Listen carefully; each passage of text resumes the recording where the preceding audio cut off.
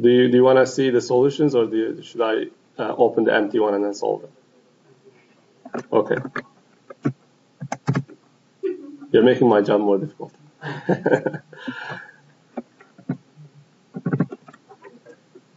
All right, in the first problem, you are asked to write a single statement that will set the anti-diagonal elements to 0. There was a homework problem where you set the diagonal to 0, so this is very similar. You just need to figure out the correct indexing for those anti-diagonal elements. So let me draw a matrix. And our statement should work for a matrix of any size. And we are told that R is the number of rows, which you can always replace with the size A, comma 1, or length of A. They will both give you the same R for a square matrix. All right, so let's consider this first lower left corner. Which index does it have? Linear index? R, right? So starting from 1, you go all the way to R. Next, you want to be able to refer to the one that's anti-diagonal to it, so the upper right corner from it.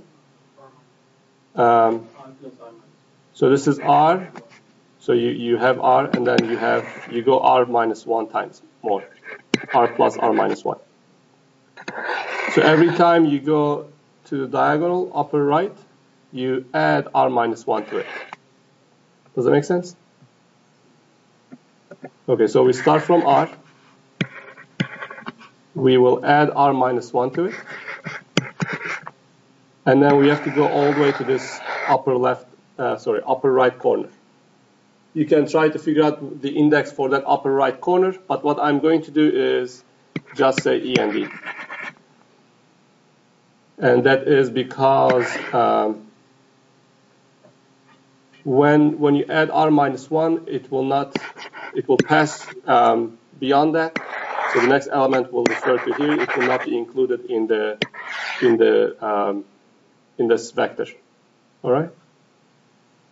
So it's okay to include to have some extra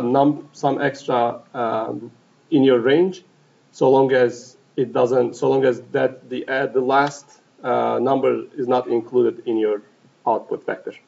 Okay.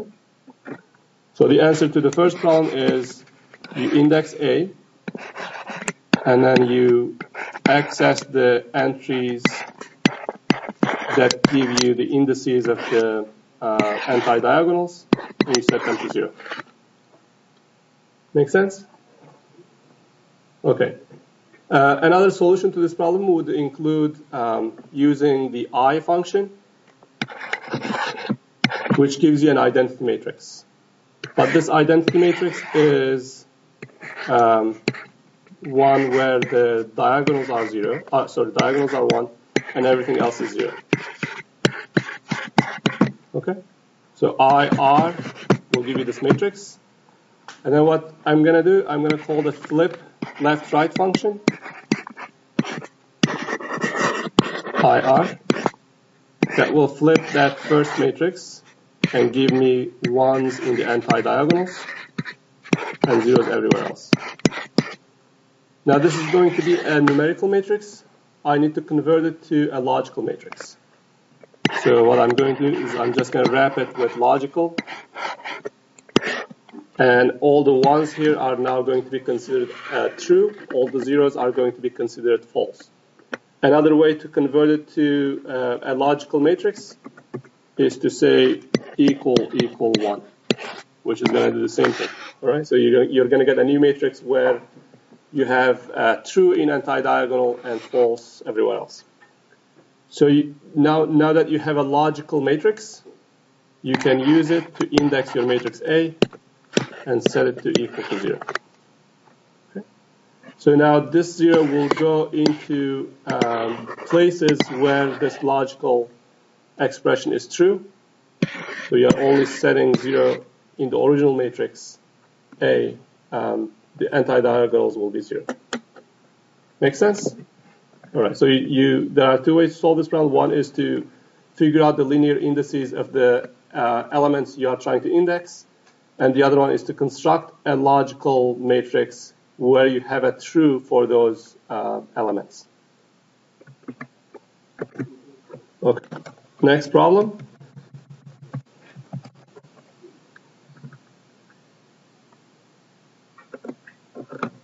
We are going to create a vector that goes from 7 with a step size of -2 all the way to 3.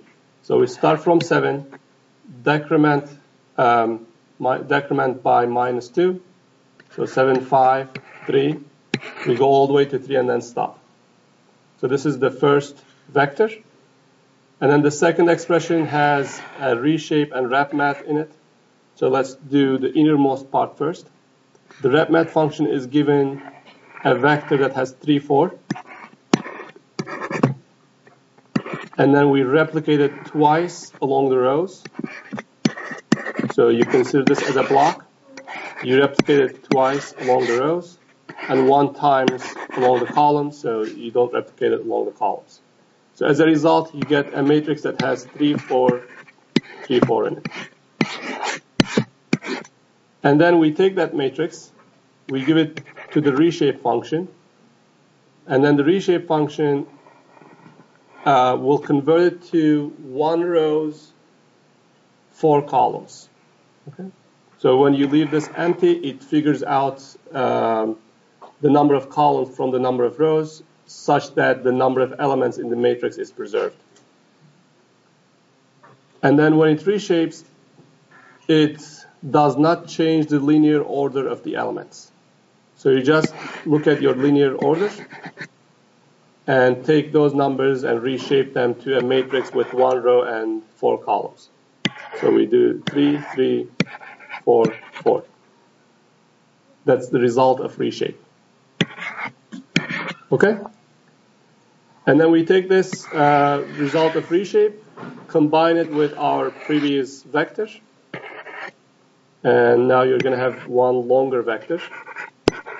So the result is going to be 7, 5, 3, 3, 3, 4, 4. Question? Can you explain why reshape made that new vector 3, 3, 4, 4? Okay, so are we clear on this part, the wrap math part? Okay, so we have this matrix, right? And we want to the reshape function will reshape it, but reshape does not change the linear order. So let's reshape it to, let me call this x. Let me reshape x to 4 rows, 1 column. So let's just draw our new matrix. It has 4 rows. And then you'll just take these numbers, go in their linear order, and then fill your new matrix in the same linear order. 3, 3, 4, 4. Okay? But the question is asking you to shape to a different size. So we are reshaping to 1, and then empty vector. This empty vector will just be replaced with 4. So the shape of our new matrix is going to be 1 row, 4 columns. And then we will again look at the linear order of our numbers in the original vector and put them in the new vector in the same linear order. So the first column goes in first, and then we go to the second column, third column, fourth column. Okay? All right. Questions? Okay. Next problem is about binary and hexadecimal numbers. We are given number 170, and we want to convert it to binary numbers first, and then to hexadecimal numbers. When we convert a decimal number to a number in any other base, what you do is you try to figure out the largest power of base within 170. So let's first convert it to binary numbers. We have 170. What's the largest power of 2 in 170? It is 128, right? Okay. 128, which is equal to 2 to the power 7. So I've taken care of 128. I'll subtract and see what's left over that I still need to take care of. 2, 4. What's the largest power of 2 in 42? Say it again? Okay, 2 to the 5, 32, 5. Subtract. We have 10 left over that we still need to take care of. And we have 8 inside of it, 2 to the power 3. And we have 2 left, and that is 2 to the power 1, subtract 0, we are done. Now let me look at these powers, and the powers determine where your digits are going to be. So this is 2 to the power 0, 2 to the power 1, 2 to the power 2, 3, 4, 5, 6, 7. So we have 1 to the power 7, 1 to the power 5, 1 to the power 3, 1 to the power 1, and everything else will have 0 in it. So the answer is 1, 0, 1, 0, 1, 0, 1, 0. Okay? Alright, now let's convert this to hexadecimals.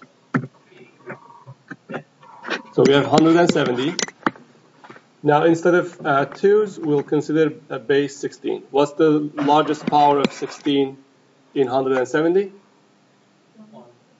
1, right? That's 16 to the power 1. But we have 10 of them.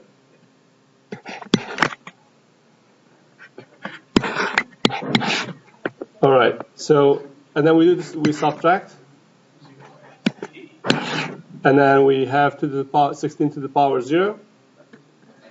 Let me write it over here. We have 10 of these, and we have 10 of these. Subtract, you have 0 left. Okay? So 170 is equal to 16 to the power 1. We have 10 of them, plus 16 to the power 0. We again have 10 of them. Again, let's write our digits. The first number is going to be worth 16 to the power 0. Second one is worth 16 to the power 1. And 16 to the power 2. So we have 10 of power 0s and 10 of power 1s. And 0 power 2s. Now, some of you wrote down 10, 10. I give you partial credit. Okay? But when you're writing hexadecimal numbers, after number 9 does not come digit 10, you have to rewrite it as A, and then B is number 11, and so on. Okay? So this is going to be AA. And it's customary to write 0xAA when we have hexadecimal numbers. Okay? So the answer to this part is 0xAA. Question? You only put the 0x part when you're writing letters. Say it again? You only put the 0x part when you're writing letters. When you only put 0x when you have hexadecimal numbers. Yeah. Okay. It's just a convention. I did not take points off if you did not have 0x. Okay. All right. So the next problem is about variable scope, and I sent you guys an email the day of the exam to look at these two concepts again.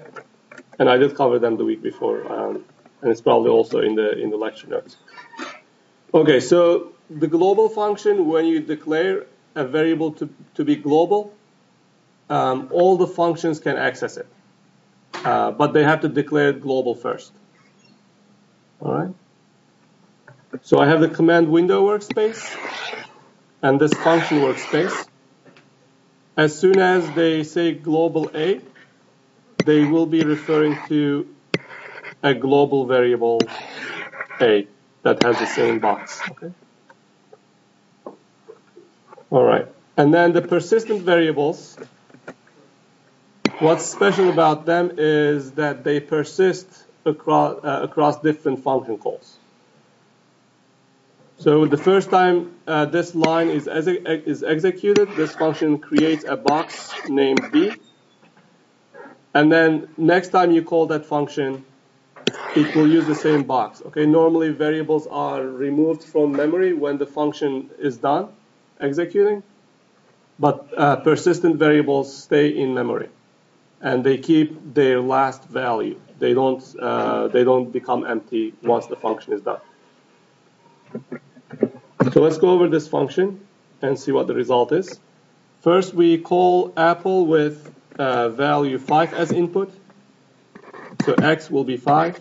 Let me just create a box named x. It has 5. And then we create a global A. Let's create a global variable A. And then a persistent variable B. Let me just double box it to denote that it's persistent. Okay? Now, the first time that you create a global or persistent variable, it will be initialized to empty matrix. We are checking whether it's empty. Is empty A? Yes, it's empty. There's nothing in it. We set A equals 2. We are checking whether B is empty. Yes, it is. And then we are setting B equals 3. The next line takes the contents of A, multiplies it with 2, and store the result back in A. So we get A equals 4. The next line multiplies B with 3 and stores it back in B. So B will now contain 9. The next line creates a new box Y equals A, which is 4, plus B, which is 9, plus X, which is 5. So the total is 18. And this value of Y is returned from the function and stored in X. So Y equals 18. As soon as you return from the function, you sort of delete all the non-persistent variables. All right, we are back in the command window workspace, which creates a variable X, stores 18 in it, and then it declares a global A. A global A already exists, so what this line will do is just link to it. Okay, so it's the same box. And then we set A equals 7, which will get rid of this 4 and put 7 in it. And then we call Y equals Apple 9. Now the value of X will be 9. We're going to repeat the same process, create an X with 9 in it. Global A doesn't do anything because it's already there. Persistent B will not do anything because it's already there. IsEmpty A will be false because now A has something in it. So this if statement is going to be skipped. IsEmpty B is false because this B exists, so we will skip it. And then A equals A times 2. A has 7 in it. Now it will have 14. So this line is done. B equals B times 3. B has 9. Now it will have 27. And then Y equals A plus B plus X. 27 plus 9, 36, plus 14, 50. So 50 is stored in the variable Y, which is returned from the function back to be stored in the variable Y in the command window workspace. Okay? And when you are done with the function, just remove all the non-persistent variables. A and B stay there. If you call that function again, it will use the current, the old values of A and B. It will not start from scratch. And then you say X, Y, A, which will print their contents. X has 18, Y has 50, A has 14. And that's the correct answer. Questions?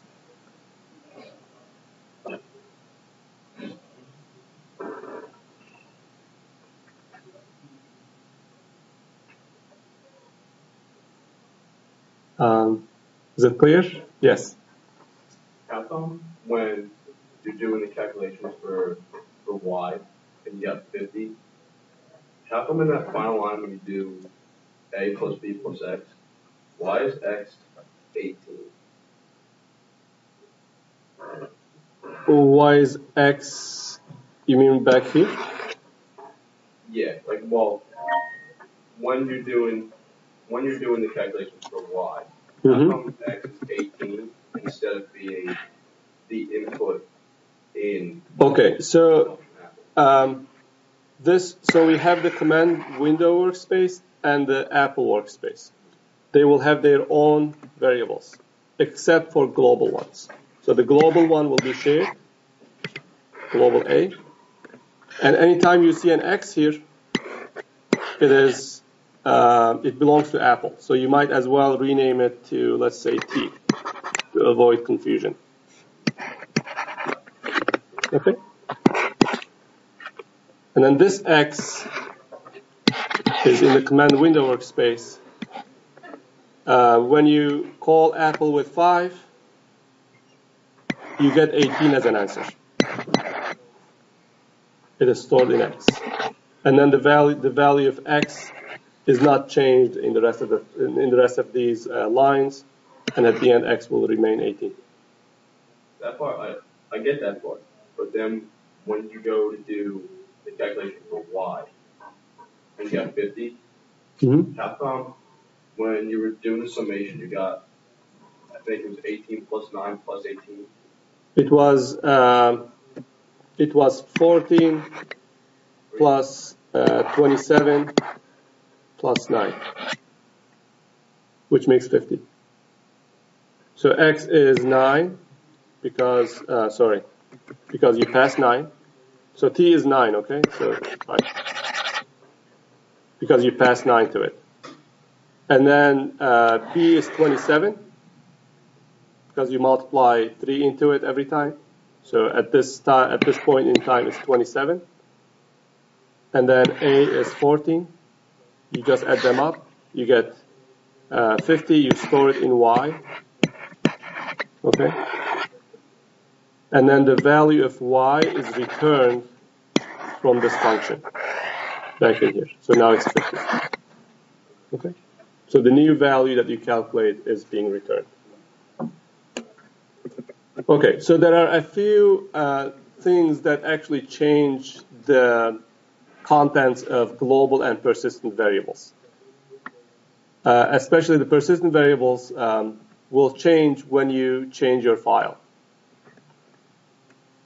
If you have this function, you copy and paste this chunk of code, you will get an answer, right? And then you type it again, you'll get a different answer because it remembers the ones from the previous execution. Okay.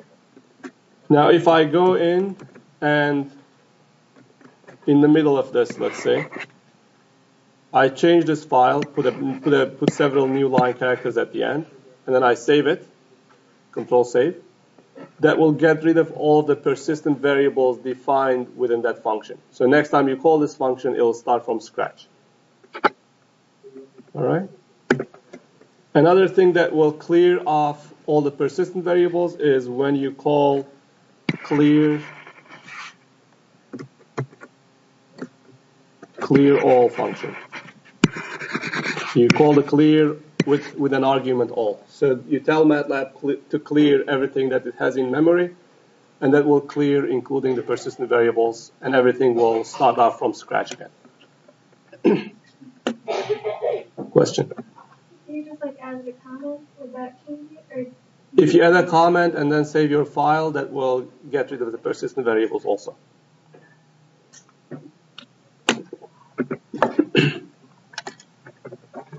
Okay, in the next problem, we will convert a linear index to row-column indexing. We are given a matrix with 1,000 rows and 2,000 columns. The number of columns actually don't really matter so long as the linear index is within the matrix. So the important two numbers for you are the 1,000 and this 1, 2, 3, 4, 5. So we have a large matrix with 1,000 rows.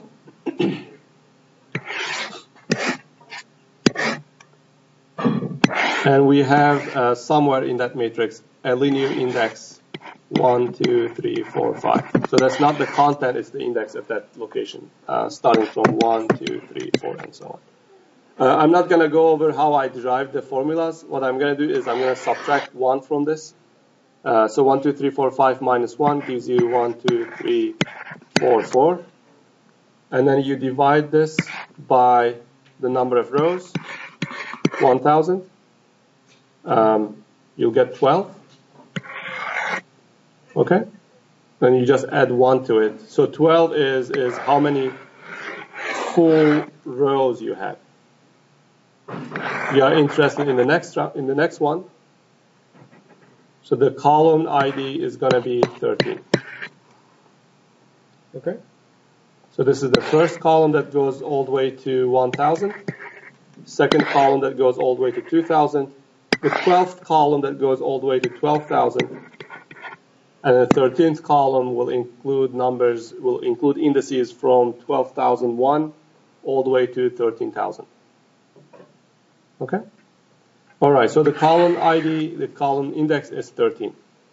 To figure out the row index, you look at the remainder, which is 344. Then you add 1 to it, you get 345. So the row index is going to be 345. Okay? And if you look at the row indices for the first row, it will be 1,001, 2,001, 3,001, 12,001. The second row is going to be 1,002, 1,002, 2,002, and so on. So the remainder of dividing by 1,000 gives you the row number. Okay? So the answer to this problem is 345 and 13. X equals to 345, Y equals to 13. All right, in the next problem, we are given a for loop and we are asked to rewrite this without for loops.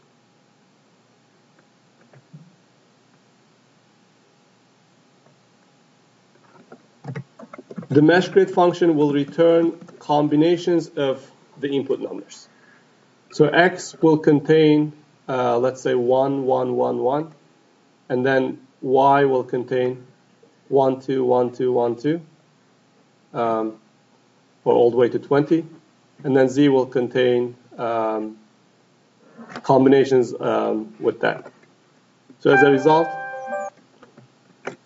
a result, you will get in X, Y, Z all combinations of numbers from 1 to 20. So we'll have 1, 1, 1, 1, 1, 2, 1, 1, 3, all the way to 1, 1, 20, and then 1, 2, 1, 1, 2, 2, all the way to 1 to 20, and then so on and so forth, all the way to 1, 20, 20, and then you will start with 2, 1, 1, 2, 1, 2, and so on. Okay? So mesh grid gives you combinations of these input vectors. They'll be in matrix form, but that doesn't really matter for us at this moment. So what I'm going to do is I'm going to look at X, Y, and Z. And there's a condition that you need to satisfy, which is I squared plus J squared equals to K squared. Okay? And this was what we did in one of the homework problems. So we'll say X dot multiply X equals, plus Y dot multiply Y equals Z dot multiply Z. And then we will set that to a logical matrix I. So the logical matrix I will contain true wherever the elements of x, y, and z satisfy this condition and false otherwise. Okay? And then I can use this logical matrix I to index back into x, y, and z. So xi will give me all the values of x that satisfy that condition. Yi will give me all the values of y. And zi will give me all the values of z that satisfy that condition. And I'll just combine them into a new matrix and store it in M. Okay? So you have these two lines that solve this problem. Any questions? All right. I'm going to finish the written part and then we'll take a short break. Nested for loops. I have, in the first for loop, I have an A that goes over values of 3 and 5. Let's start with A equals 3. Let's draw a box of A equals 3. And then B goes from 3 times 10, which is 30, all the way to 31. So B will take values 30 and 31. In the first iteration, B will be 30. Inside the for loop, I have X, which is at the moment empty, but it has 2 rows. So let me just draw dotted lines here. This is going to be X with 2 rows. And then I index END plus 1, END plus 2, which will index the first column and the second column. All right, so END is replaced with the number of columns I currently have, which is 0. END plus 1 is 1, END plus 2 is 2. So I'm indexing these 2 columns. And then I'm going to store in them AB, which is 3 and 30, and then move on to the next line, 4 and 31. Okay? So X will be like this, and then I will store this matrix. But the way I'm storing is I'm referring to the second row first, and then the first row. So effectively I'm flipping this matrix before I store it in here. Okay? So this the result is going to be 4, 31, 3, 30. Okay? And then in the next iteration, I have B equals 31. I will construct this matrix again. It's going to be 3, 31, 4, 32. And then store it in the next 2 columns of X. 432 is going to go into the first row. 331 is going to go into the second row. So far I have 4, 3, 31, 30, 4, 3, 32, 31. And then I'm done with the values of B that I need to iterate. I go back to the next value of A5. And now the values of B will take on 50 and 51. And I repeat the same thing. B will now be 50. This matrix that I'm constructing will contain 5, 50, 6, 51. And then I'm storing it to the end of X, which will have 6, 51, 5, 50. Okay? And then the next value of B will be 51. And then you will store 5, 6, 51, 52. All right? And this matrix is the answer.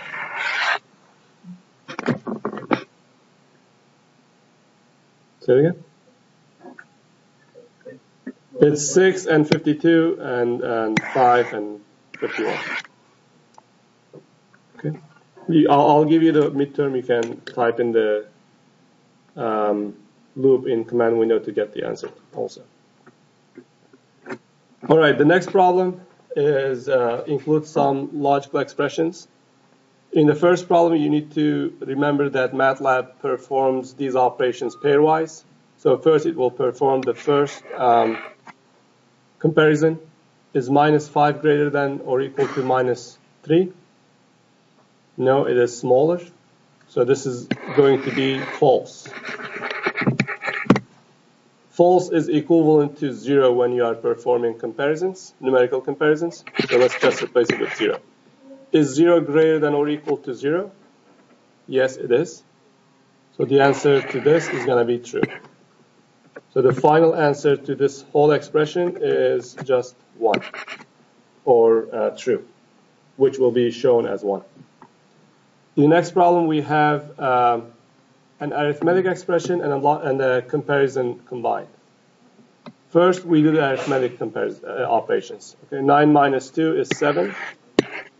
8 less than 7 is false. So you get a 0. In the next problem, we have a vector, which contains numbers 5, 10, minus 10, and 0. Okay. So if you have spaces between numbers, there are going to be different elements in your vector. But if you have an expression like this, then that expression will be calculated and it will be a single number. So this is 0. My vector contains 5, 10, minus 10, 0. Any function will give you a true if any of the numbers is non-zero. So we have, do we have at least one non-zero element? Yes. In fact, we have 3 of them. So any v will give you 1. All v will return true only if all of the elements are non-zero. Are all of the elements non-zero? No. We have 1 0 element, so all v is going to give you false. And then the number of elements in v, 1, 2, 3, 4. We have 4 elements in vector v. Any questions about this one? All right, let's move on to the last problem. We are given a random matrix, and this random matrix contains numbers.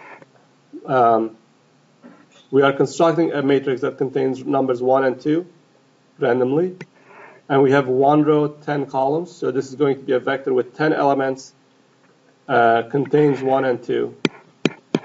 And we subtract 1 from this vector. So effectively, we'll get a random vector that contains values 0 or 1. So x will contain, will be a vector of 10 elements, and they will be composed of 0s or 1s, and we don't really know what they are. They're just going to be random. Okay? All right. So we have a random vector, and then we have this logical expression. You can make a logical table for all possible values of x. You have 2 possible values, true and false, for each element. And you can see what this expression amounts to.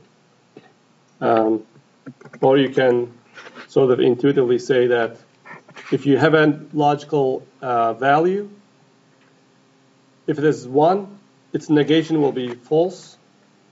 If it is 0, its negation will be 1. So in either case, you have opposites, right?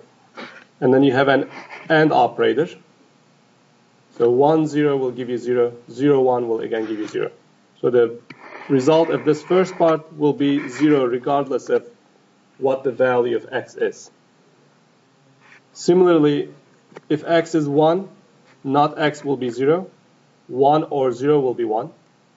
If x is 0, not x will be 1. Again, the OR-ing operator will give you true. So x or not x will always give you 1, regardless of what the value of x is. And then finally, you do an OR operator between the two, which will give you a 1. Okay. All right. So we had a vector x that contained a bunch of zeros or 1s. But our logical expression will convert each of them to 1, 1, 1, 1, 1, and we have 10 of them. Okay. And we take the average of them, which will just be 1.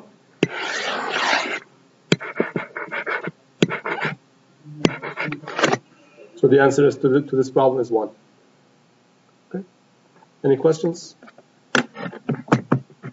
All right, let me take a short break. All right, so let's start off with the get triangle problem.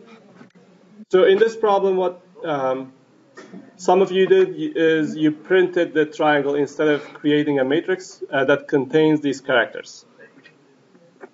All right, so the way that I'm going to solve this problem is to write a for loop that will go over each row. And for each row, what we need to do is try to figure out the location of the starting index and the ending index of that triangle character. Okay? So in the first row, it starts from 1, right? In the second row, in the first row, it will start from 4. In the second one, 3, 2, 1. If you start from the last row, so when your loop iterator is I equals 1 all the way to R, when I is R, the triangle character starts from 1. When I is R minus 1, the triangle character starts from 2. And so on. When I is 1, the triangle character will start from R divided by 2. Okay? And then similarly, you figure out where it's going to end. In the last row, it ends at R. Second from the last row, it ends at R minus 1. And in the first row, it ends in R divided by 2. Okay? All right. So let's write the code for this. And I'll post these solutions online. So we have a for loop that goes from I equals 1 to R. And inside these two for loops, I'm going to fill in a matrix M, which I have initialized to be a character matrix with B's in it. So I took the character B that was given to this function. By default, it's a single dot. And I replicated it R times and C times along the columns. And I figured out how many columns I should have in terms of the number of rows that I'm given. Once I have this matrix, which contains the characters B, the B characters, that's the background character, then the I for loop goes over row 1, row 2, and so on, and the J for loop goes from R minus I plus 1. So that's going to be the center for the first row, all the way to that plus this much. Okay? All right? So there's some explanation given at the top on how I get these beginning and endings. And then what I do is I store the foreground character into location ij. So I have the matrix. For loop I figure out the range of indices j that I need to fill in, and I store the foreground character f. And for the second row, there's going to be a different range. I fill them in, and so on and so forth. For the last row, it's going to be the entire row. Okay? Instead of this for loop, you could also do a wrap mat to construct an entire vector and store it in that location, or use this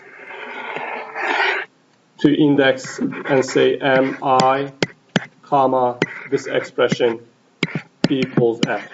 That will store the character f in that entire range. Okay, so you don't really need a second for loop. You can do it more easily without a second for loop. All right. In the next problem, So do you have any questions in the first one? I'm going to skip over so we can finish all these problems today, and you will have the solutions posted online. In the second problem, we are going to parse a comma-delimited string. So this is a string that where values are separated by commas, but there's a special concern where the values that are inside quotes can contain commas, and those commas will not be considered as separators. All right, so let me just describe how I'm going to solve this problem. I'm given a vector S that contains a bunch of characters, and somewhere in that vector I have commas, and I may also have quotes and a comma inside the quotes. Okay? So let's first consider comma as separators without dealing with the quotes. Okay? So if this is S, then if I say S equal comma, that will give me a logical vector that contains 1 for all the commas I have and 0 everywhere else. Let me store that in I, the variable I. And let me call it IC to denote that it's locations of locations of the comma. All right? And you are asked for for a certain value, let's say the third value in this string. If I wrap this with find, that will give me the locations of the true entries. So it will be 3, 4, 5, 6, and 7. Okay?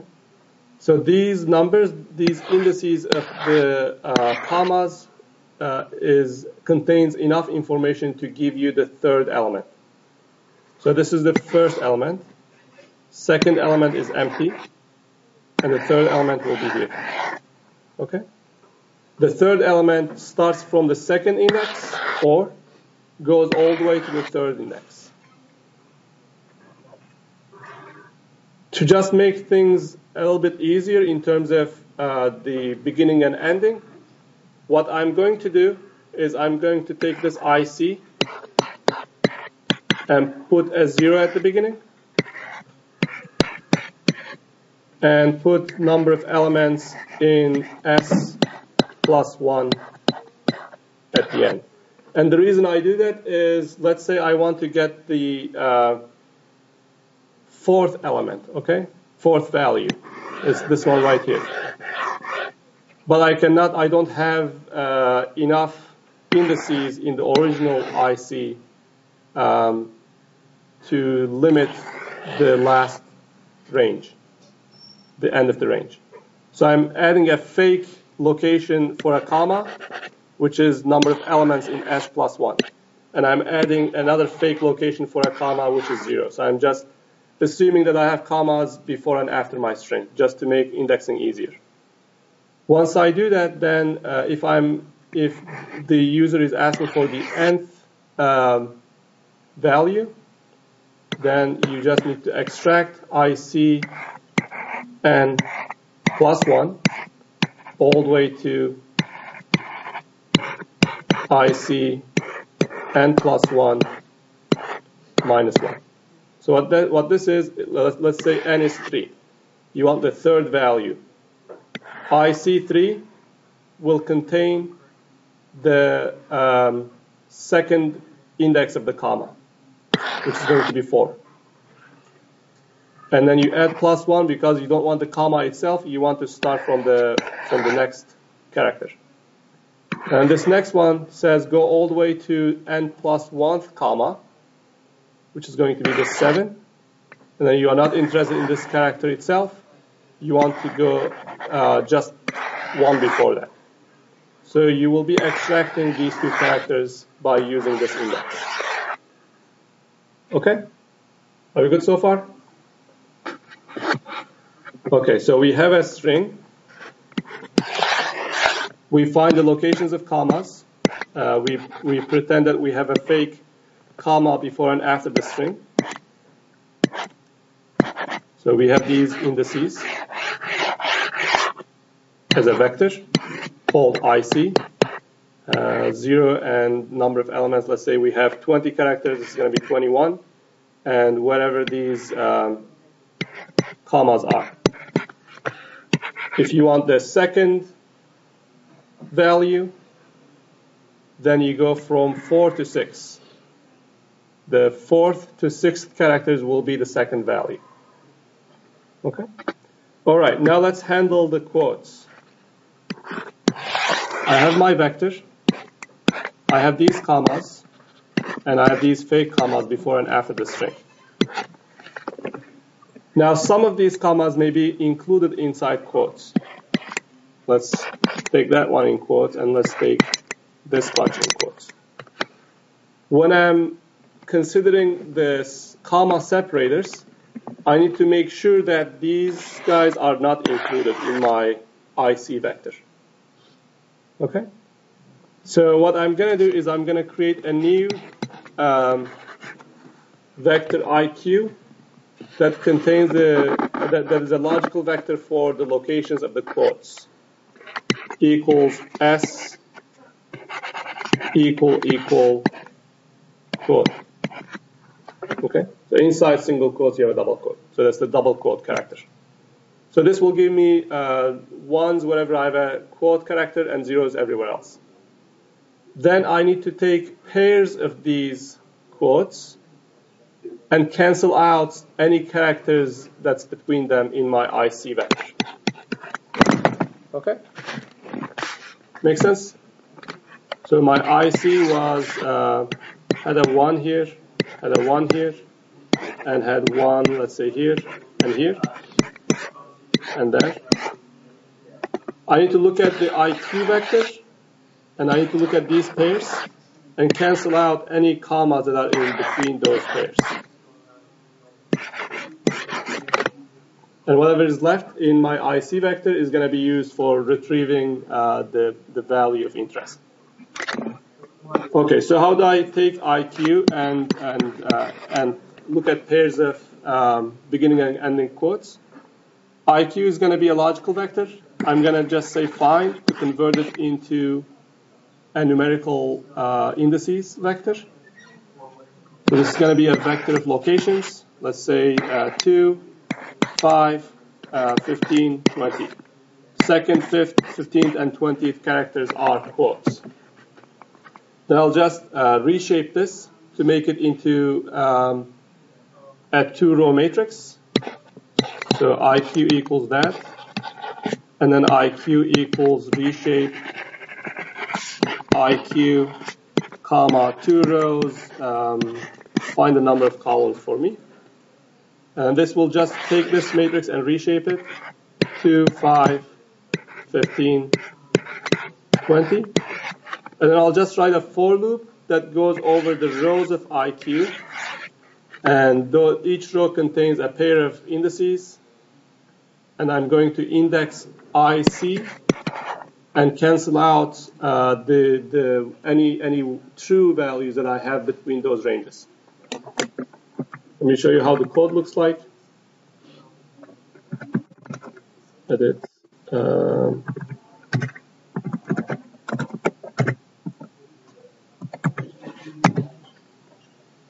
And I have these example S and N values, but in the question, you're not really asked to have default values. This is just to speed up testing this function to make sure it's correct. All right, so I find the locations of commas by saying S equals comma. Locations of quotes by saying find those locations. And then if I have what do I do here?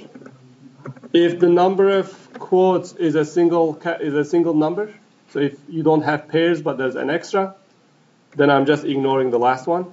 So I'm removing the last one from my array. There's a typo here. And then I reshape it so it has 2 columns. And then for each row in I quote, I cancel out in I comma the commas that are between the quotes. So take the first one and take the second one and set it to false. Okay?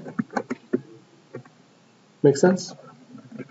And then you find the locations of commas. You pad fake locations at 0 and at the end.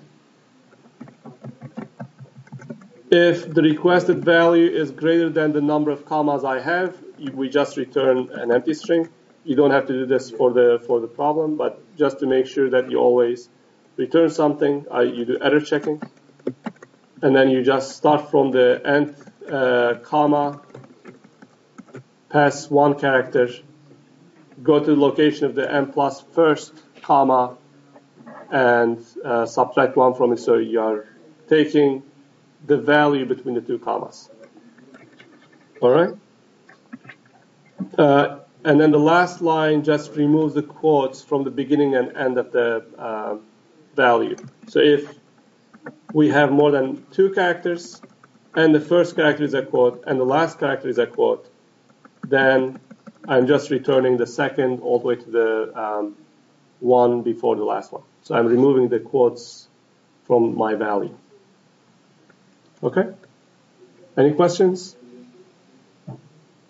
All right.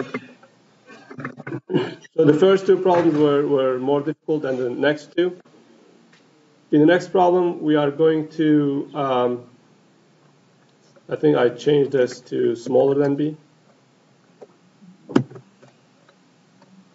We are going to find numbers a, b that satisfy this equation, that satisfy the property that a squared plus b squared plus 3 is divisible by ab.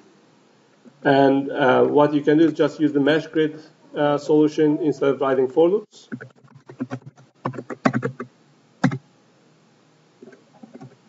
So we do mesh grid for numbers 1 through n.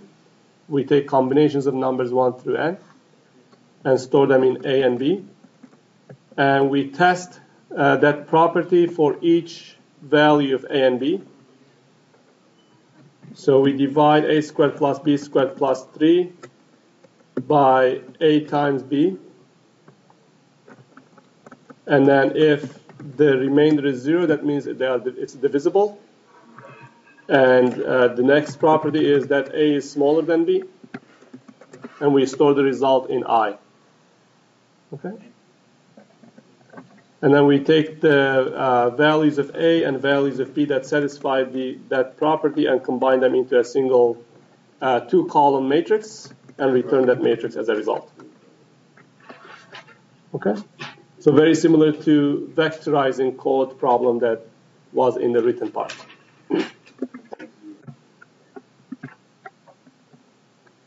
All right, in the next problem, we are going to write this mathematical expression. So this problem is essentially testing your ability to take this formula and write it in MATLAB. So this was probably the easiest problem in the programming section. Sigmoid like. All right. These ones are just for me. I mean, the question is not asking you to take the question is not asking you to support optional arguments. So for this problem, x, k, and n will always be given to you. And you just divide 1 divided by, so that's the first part, 1 divided by. And wherever you have a division, you need to use dot division because you want to do element-wise division. And whenever you have a power symbol or multiplication sign, you need to do dot power or dot multiply. So we do 1 plus, that's this part. Okay. And then we are going to replace this e to the minus k with this expression. So there's 1 minus k times x divided by n. Since n is a scalar value, you don't really need dot divide, but it doesn't hurt if you put it there. But when you get to the power, you do need to put the dot power. All right. And then what I have on top of that is if a k is not provided, I use the default value 4. If n is not provided, I use the default value 16.